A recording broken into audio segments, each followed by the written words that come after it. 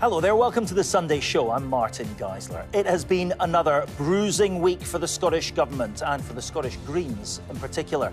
Another flagship policy's been scrapped. This time it's one of our main climate targets that's been ditched. Perhaps unsurprisingly, Green Party members are demanding a vote on what happens next. There's a vocal lobby calling for the party to walk out of government. The co-leader, Patrick Harvey, says things have come to a head. He'll join me here in the studio this Sunday. In the summer of 2021, the SNP and the Scottish Greens signed a deal to share power. The Bute House Agreement saw the parties agree a joint position on a whole raft of policies. It delivered a pro-independence majority at Holyrood, and it saw two Green MSPs enter government, the first time that had happened anywhere in the UK. But a number of those policies have since been suspended or scrapped. And this week, the Scottish Government announced it was abandoning another one, a really big one. Their flagship target of reducing our greenhouse gas emissions by 75% by 2030. That was too much for some. There were rumblings of rebellion in the green grassroots. There is a vocal wing of the membership who now feel the time has come to walk out of government, and the party is going to give them a vote on that in the coming weeks. It's a big moment, this. The Scottish Greens co-leader Patrick Harvey is with me in the studio. Hello, thanks for coming in.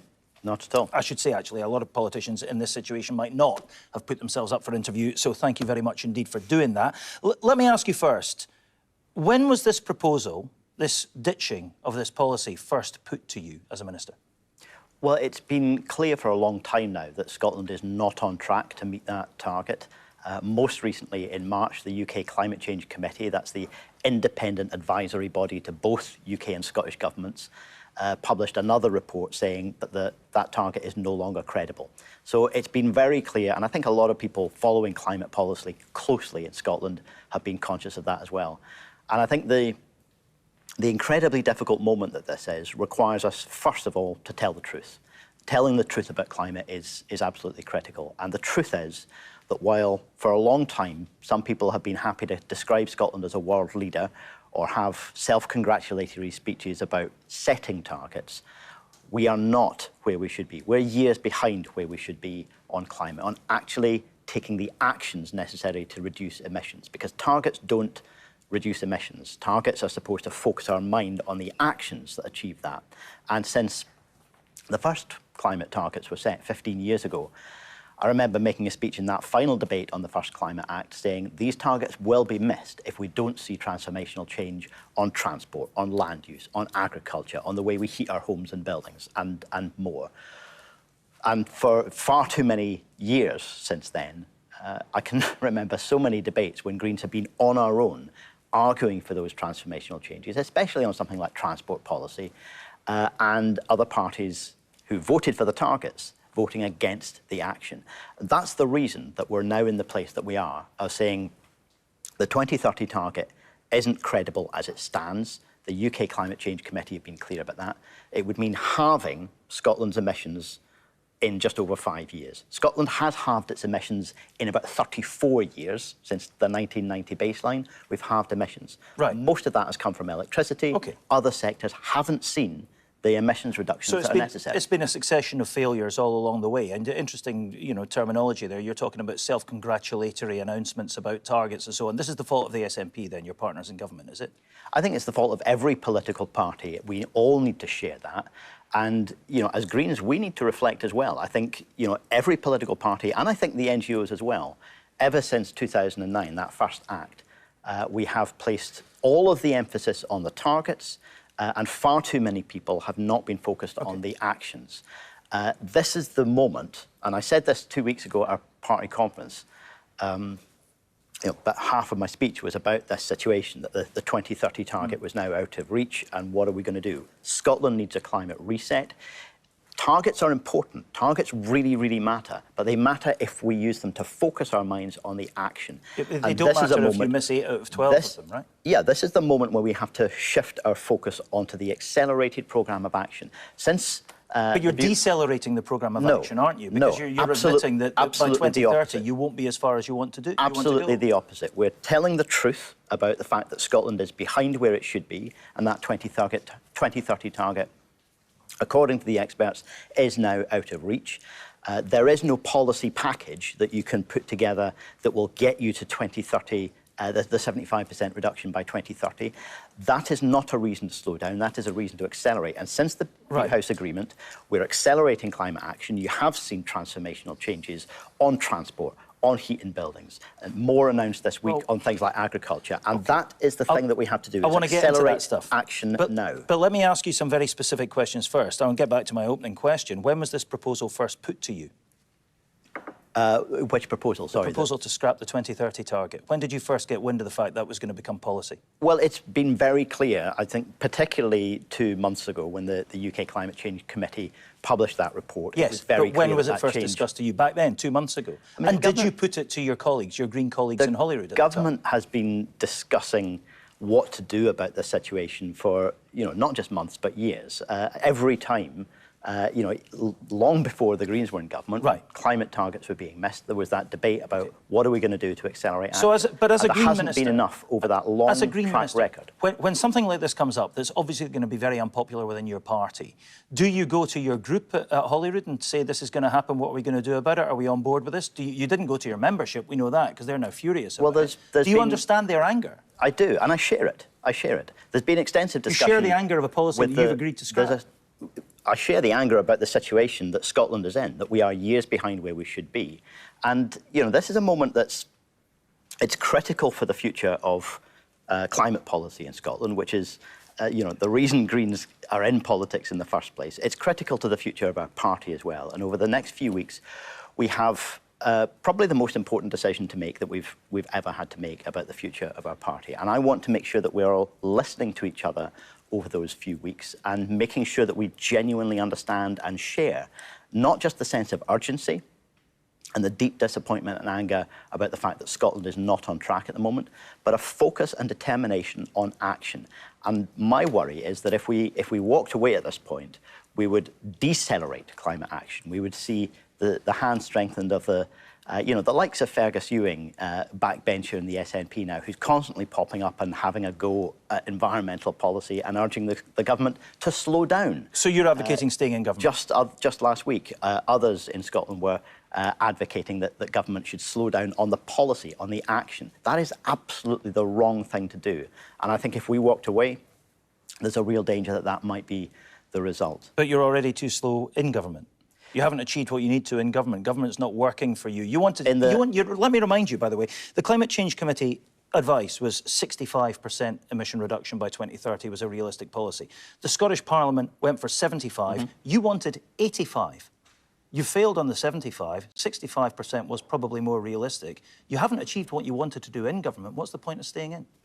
Well, the debate on what those targets are goes back a few years before we were in government, and I think very clearly all political parties had decided, let us set a really stretching ambition, one that is beyond what the advice is saying can be achieved, in order to focus the mind. So there was a debate on how far beyond the advice those targets should be. But where we are now, absolutely, over the last 2.5 years, when we've been in government, we've accelerated action. That's why young people have free bus travel. That's why we have a heat in buildings programme that the UK Climate Change Committee itself said could be a template for action across the rest of the UK. Really? Because let me just interrupt you there. We're talking about heat pumps here and so on, are we? Because you're miles away from where you want to be. You're installing about 5,000 heat pumps a year at the moment. Since 2010, you've installed 26,000 heat pumps in Scotland. By your own strategy, the heat and building strategy, you should be doing 124,000 at the moment. You've done 26. No, that's not true. In the years to come, you should be doing 200,000 a year between now and the end of the decade, and you're doing 5,000 a year. You're hardly scratching the surface of the heat pump issue. About 2.5 years ago, when I took on that portfolio, Scotland was seeing, I think, about 2,000 thereabouts a year.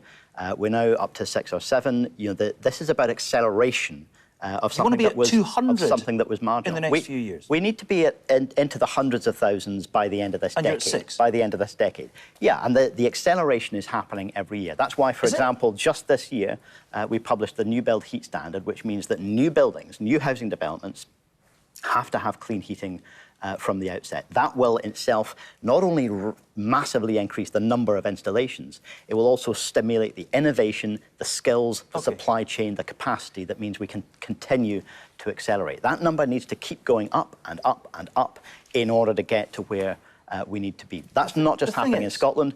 Every other country in Europe is in a similar position, other than the handful who did this back in the 70s. The thing is, right, to be successful government, you need three things. You need to know where you want to go, you need to know how you're going to get there, and you need to take people with you. Now, you know where you want to go, you set a target, but you didn't know how you were going to get there because that target's failed, and you didn't take the country with you because people aren't taking up things like heat pumps. So the government's not working, is it, in that respect? Well, the installation of clean heating is accelerating, as I said. You know, it's not something that goes from 0 to 100,000 overnight. It has to accelerate over a long time period. Highly protected marine areas, all these issues. The deposit return scheme was massively unpopular. The deposit return scheme is a great example of policy that was hard to develop, that we got there, and the UK government undermined it, blocked it, and abused their power under the Internal Market Act to say that Scotland cannot act in a devolved area, even though just months previously they'd been saying, yes, we could. So that is deliberate sabotage for political reasons by people who are only interested in what they describe as muscular unionism instead of environmental policy. Where's the big, game-changing, ambitious, flag-planting environmental policy coming from? You know, we heard a raft of policies, joined up public transport tickets, very nice if you've got a bus or a train that goes through your town, very metropolitan central Scotland, all sorts of other bits and bobs, most of them, by the way, old policies reheated. Where's the statement of intent from this government that actually, you're saying now everything has to change, foot to the floor, pedal to the metal, accelerate, accelerate. Where? How? And there's a huge amount of detail that we need to communicate better to our members in the vote that's going to happen new in a ideas few weeks' time, you need, isn't it? but also to the country. There's a huge amount more that's happening as well, though. The transport was a one you gave an example of. What we've got now, after many, many years when it was basically politically impossible to even talk about this, government policy is now to implement demand management on the roads, and that means a source not just of reducing emissions from vehicles, but a source of revenue to invest in public transport. And that connection between taking an approach that reduces road traffic levels from polluting vehicles and invests in a world-class public transport offer, that's the kind of joined-up thinking that has been missing for all of those years. 2012, we were going to get a joined-up public transport offer. You could have done it any year until now. And now it's being presented as some revolutionary new idea. I've been in government for 2.5 years. We've just heard it before. Well, this is, I mean, we did it for COP. The track we did record, it for COP. the track record, and you stopped doing it. I would give the track record of the impact the Greens have made on this is, for example, scrapping peak time rail fares, giving free bus travel to young people, trying to make sure that our public transport is genuinely affordable. There's a huge amount more that needs to be done on that. Right, crucially, big picture issue, do you think you will end up walking out of government on this? You must have spoken to a lot of your membership. You've been taking the temperature, presumably, fairly kind of ferociously for the last 36, 48 hours. How do you think this will end up? Honestly, I don't know. The first thing that I hope is that every party member engages with this, and that every party member goes into this trying to listen to each other's perspectives, first of all, and to think very deeply about the most important decision that we've ever made. My instinct is that we will achieve far more by staying in government, not only in terms of good climate policy and a whole host of other policies. You know, we've just introduced the housing bill with a long-term package of rent controls for Scotland. That was one of our members' top priorities when we sat down and asked them what should be in a cooperation agreement if we enter government. We're just about to deliver that. There's a whole host of other work that we need to continue to accelerate, but I don't just want our members to think, yeah, grudgingly, on balance, we'll probably do more good by staying. I want them to feel enthusiastic. I want them to feel reassured that not only the Greens and the Scottish Government, but Scotland is on the right track here. And we clearly have more to do to persuade them of that. Is the future of the Scottish Government on the line if you walk out? I mean, can you guarantee them your support at budgets? Alex Cole-Hamilton of the Lib Dems was saying you might not get a budget through next May, Scottish elections. Well, I'm sure, you know, there are some people who would think kind of more chaos is just something to be gleeful about. Greens have always, ever since the first Scottish Parliament way back in 1999, Greens have always tried to do politics by bringing forward constructive, positive ideas, showing how change can be made to work for people, and working constructively where we can, and pushing others out of their comfort zone. So you would still support, you would think? I would like to think that even if this debate didn't go the way I would prefer, I would like to think that would still be the ethos of the Greens. Is your leadership on the line here? You've been in charge for 16 years. Could this be the end of the road for you if it doesn't go the way you want? Well, I mean, I think that's a very obvious question, but it's probably the least important question is what's the future of Patrick Harvey? This is about what's the future of climate policy, and the Greens have a decision to make about, but that is critical to the future of our party as well. Let me ask you this on a different subject, the Cass report. Different but related subject, because a lot of your membership very energised by this as well. And rightly so. Do you accept the findings of the Cass report? Do you think the Sandiford Clinic is right to pause the prescription of puberty blockers? The first thing I want to say about this is, while some people would like to pretend that something like puberty blockers is being handed out like sweeties, we're talking about a very, very small number of young people in Scotland. They've taken a policy. Do you think it's the right policy? A very small number of young people who will, at the moment, be feeling devastated that they're not going to get access to the healthcare that they need. Our thoughts, first of all, need to be with them. As far as the Cass report is concerned, whether it was intended this way or not, it has now clearly been politicised by those who are not only trying to abolish transgender people's healthcare, but do you accept the findings of it? Do you think it's a good report? And exclude transgender people from a whole host of public places and public services. I want people to be really, really clear. Not only the Scottish Greens, but the Scottish Government are not part of that culture war against transgender people. Oh, really? Well, against transgender people, but you are part of a culture war. Your colleague Ross Greer described this as a transphobic conservative document. I've seen very many criticisms of the Cass report. Do you agree with him? Things like the evidence that wasn't considered by it, and that was specifically excluded from it. And it has clearly been weaponised in the way that's just been described. So you don't think it's a valid piece of scientific research? Because it was conducted by one of the country's most eminent paediatricians, who, by the way, has now been told it's not safer to go on public transport. Perhaps, in part, because of comments like Ross Greer's. Well, certainly not because of anything Ross Greer's done. He's effectively said it's a transphobic document. That doesn't help matters, does it? The toxicity around this debate, I've been on the receiving end of that as well. I've been the subject of hate crime because of the kind of toxicity that has been deliberately cultivated in our society as a result of a nasty, transphobic culture war. You know, it's so reminiscent of the homophobia of the 80s and 90s, and it taps into exactly the same kind of... Let's move away from the culture war. Just one very specific final question, and I just want to come back to it. Do you accept that the Cass report is a valid scientific document, a valid piece of research? I've seen far too many criticisms of it so far to be able to say that. There will be a ministerial statement next week about what happens, and I want to be really, really clear that the decision that was made last week was not a government decision. It was made by individual clinicians.